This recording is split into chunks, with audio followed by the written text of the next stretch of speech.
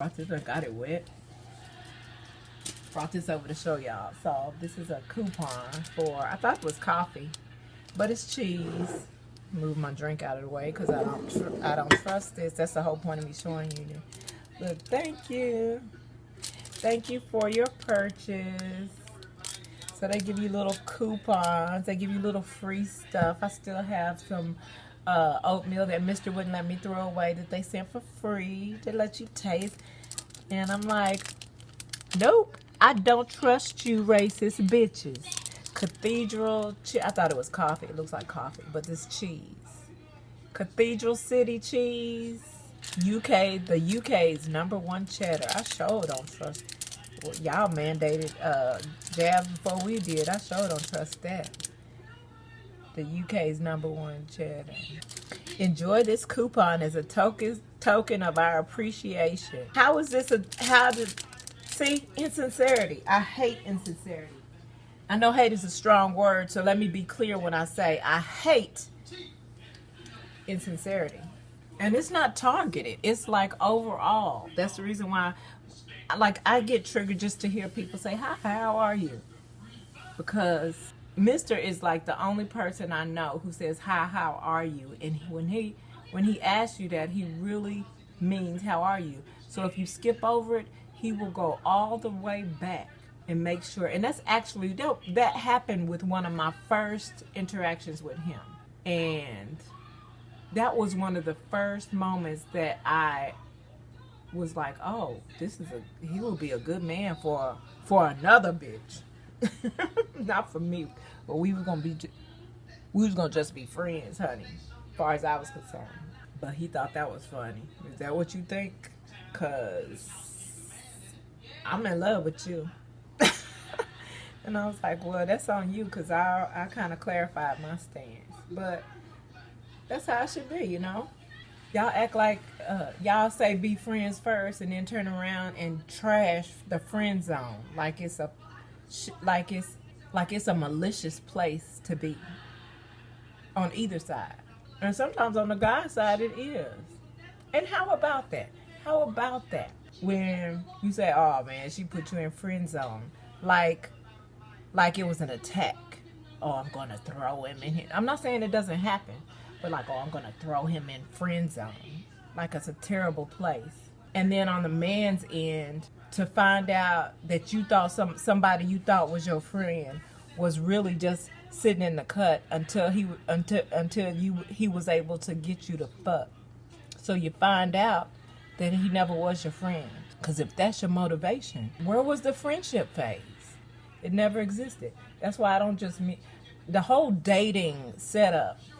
The whole dating process for the Y2K colonized mindset is a setup. Because you see somebody and you're like, oh, they're cute. And you're automatically in the bed or trying to figure out what they're like sexually. No, if you actually friends first, that wasn't, even if you like the person and they're physically attractive, that's not the first thing you target, is what a good fuck that would be. I know you can't help it. And I mean, for those of you who are listening to me right now and going, well, she say that, but I know good and well she looking at people. Bitch, I literally told him before I laid eyes on him, because I was writing for an magazine at the time. They don't have them that no more. They don't call it that anyway. But I was writing for an e-mag at the time. And I was the only writer that they let not have a bio pic. I had a bio, but not a pic. And I didn't want a picture because I already had dudes, males, guys, emailing me on it was a relationships section.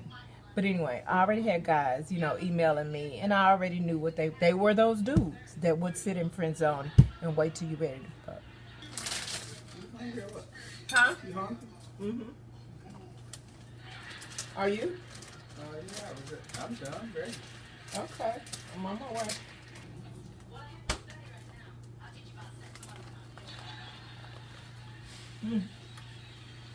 What the fuck? What? Oh, okay. I was like, how is the pizza dripping?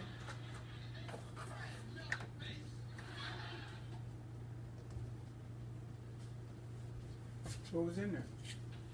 I heated up my tea earlier, but it was in that little bitty cup. Was the cup still in there? Huh? Was the cup still in there with the pizza? Uh-uh. Oh, you just spilled.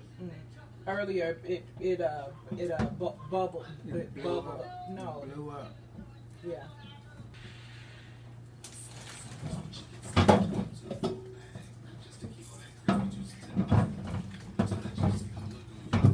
This is actually a good example of I told you so, right? With the chips. We used to always eat chips, and when we got to a certain point, I would cut the bag in half. Because otherwise, you got to dig deep into it. Because you know they don't have fill them holes up anyway. You got to dig deep into it. So what I started doing is, when we have a big bag of chips, I'll cut it in half.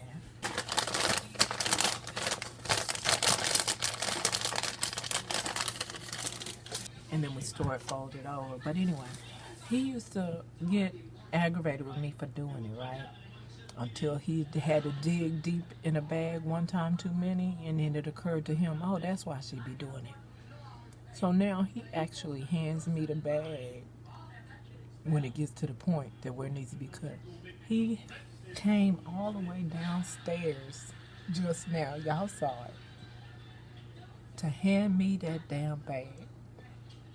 It wasn't to share with me. I mean, even though he to share, you know, ain't nothing wrong with me. He don't have no problem with me reaching there. But he got in the shower, got out the shower, started snacking on chips, brought the bag all the way down here for me to cut it in half. But I don't know how long it went on that he act like I was doing the most by cutting the bags in half. Excuse me, I got the hiccups now.